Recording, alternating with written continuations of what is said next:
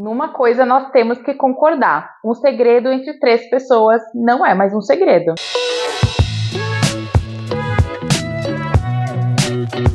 Oi pessoal, tudo bom? Eu sou a Cat, bem-vindos de volta ao canal, e no vídeo de hoje eu trago uma resenha do livro What Lies in the Woods, que aqui no Brasil está chegando pela Dark Side Books como O Que Está Lá Fora. Confesso para vocês que eu não ia fazer uma resenha desse livro, eu li ele recentemente e eu dei 3,5 estrelas para ele, e geralmente alguns livros eu deixo fora aqui do canal, eu só faço resenhas lá no Scooby.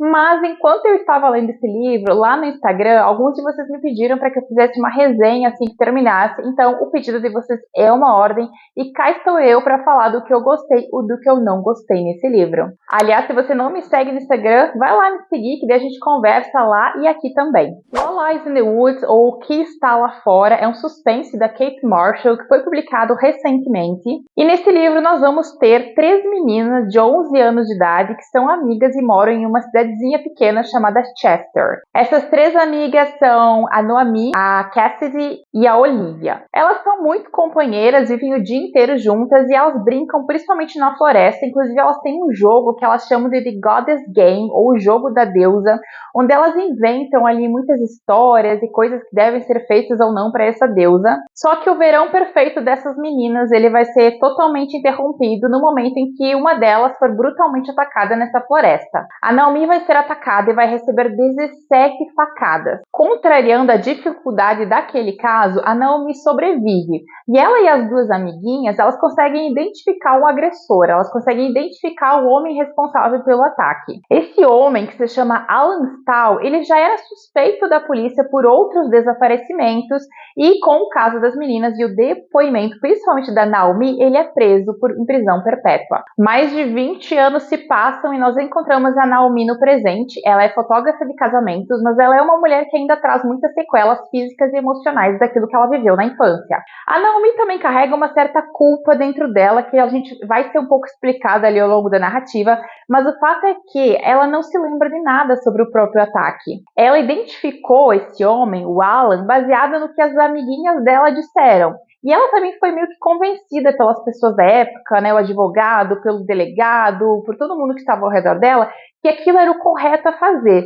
Se ela identificasse aquele homem, ela colocaria um homem mau na prisão. Mas essa culpa de não ter certeza da própria memória ainda persegue a Noemi até os dias atuais. Tudo vai piorar quando ela recebeu uma ligação dizendo que o Alan morreu na prisão de câncer e ela volta para a cidadezinha natal dela para se encontrar com a Olivia e com a Cassidy. As 3 se reencontram e é nesse momento que os segredos começam a vir à tona. Acontece que além de brincar na floresta quando elas eram jovens, elas têm também um segredo relacionado a essa brincadeira da The Goddess Game, e eu não vou comentar sobre isso porque eu acho que seria estragar um pouco a surpresa de quem for ler o livro, mas tem um segredo ali bem obscuro em relação a essa brincadeira que elas faziam na floresta. E a Olivia, a amiga da Noemi e uma das 3 meninas que estava lá, ela começa a pulsar no passado porque ela diz que está na hora delas contarem a verdade. Só que reviver essa verdade pode colocar em xeque o testemunho que elas deram aos 11 anos de idade. A Naomi, de princípio, ela concorda com a Olivia, né? Ela começa a achar que realmente está na hora delas se liberarem daquele fardo dos segredos que elas têm da infância,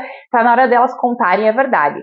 A Cassidy, por outro lado, não concorda, porque ela diz que o que está feito e elas não precisam olhar para trás. Só que revirar o passado pode mexer em muito mais coisas além da história delas, porque aquela cidade vive aquele crime. Algumas pessoas, como o delegado, o prefeito, foram pessoas que se fizeram em base daquele crime, né? Ficaram famosas, conseguiram promoção, conseguiram dinheiro com aquilo. Então, se elas voltarem para o passado e começarem a mexer nesse vespeiro, elas vão incomodar muita gente. E esse é, em resumo, o enredo do livro. E agora eu vou começar a contar para vocês o que eu gostei e o que eu não gostei na história e justificar um pouquinho a minha nota. O que eu gostei nessa história? É uma história muito fluida, a escrita da autora realmente ela vai acontecendo, é um suspense ágil e eu realmente gostei do ritmo do final. Ali depois de 70% do livro, a história entra em um ritmo de revelações que é muito bom, muito legal, eu realmente gostei. Apesar apesar de ter adivinhado quase todas elas. E aqui a gente entra na seara do que eu não curti tanto na história. Vale ressaltar aqui que essa aqui é a primeira incursão dessa autora no suspense adulto. Ela já é uma autora publicada de vários young adults, então ela escreve para jovens, mas é a primeira vez que ela se colocou para escrever suspense para adultos, e eu acho que é possível você identificar isso na escrita dela. A primeira coisa que me desagradou um pouco foi a previsibilidade da história. O livro é previsível desde o início. Quando a Naomi conta pra gente lá no início a dinâmica do trio, o que elas faziam na floresta e como elas eram e tudo mais, eu já comecei a levantar uma hipótese do que tinha acontecido por lá. Eu não sabia muito bem a justificativa, mas a hipótese eu tinha levantado. E é aquilo mesmo. Existem várias viradas de enredo que ela vai largando ao longo da história, mas elas são todas muito previsíveis. São coisas que você, enquanto está lendo, você consegue levantar a suspeita e realmente é aquilo. E eu acho que isso aconteceu principalmente porque a autora utilizou, talvez por ser o primeiro livro dela, uma série de estereótipos, né, de personagens estereotipados. Então, quando você começa a ler, você consegue identificar logo de cara quem que é a pessoa que está fingindo ser boa. Você também consegue identificar de cara a pessoa que está fingindo ser quem não é.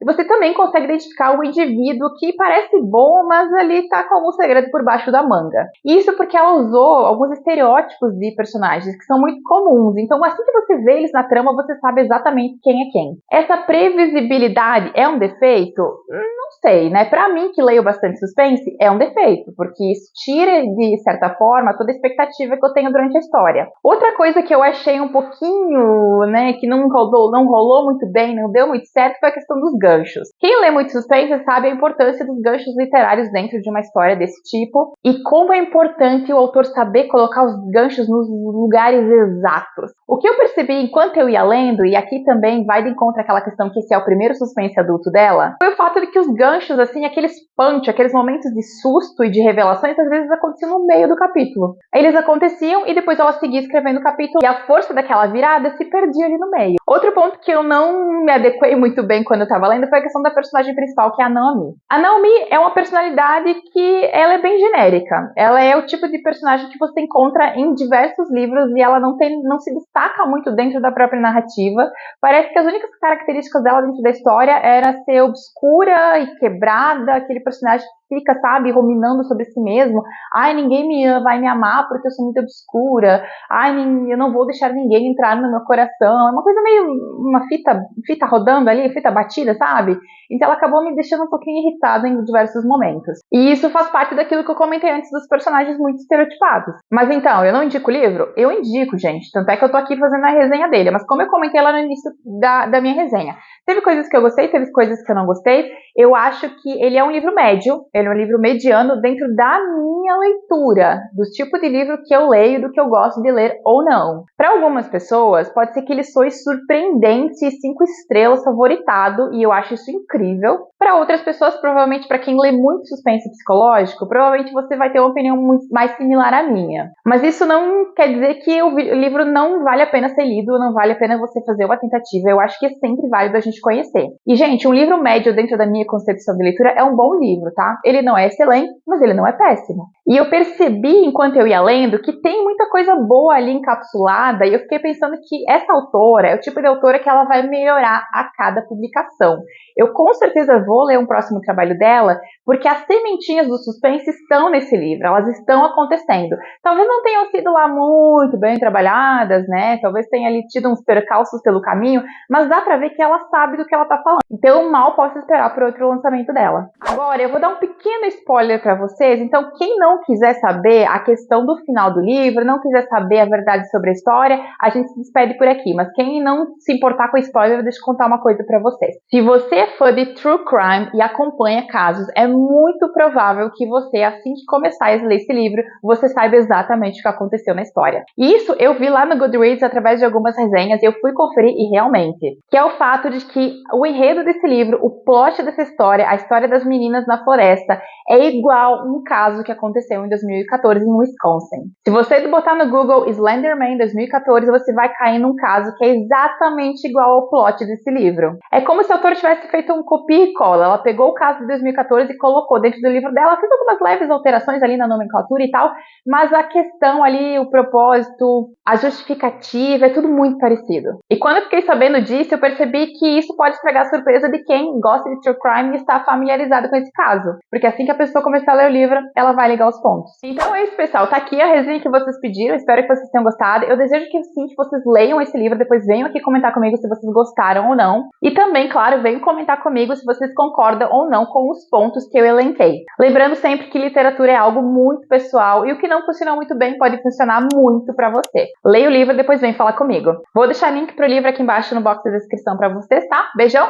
E a gente se vê no próximo vídeo.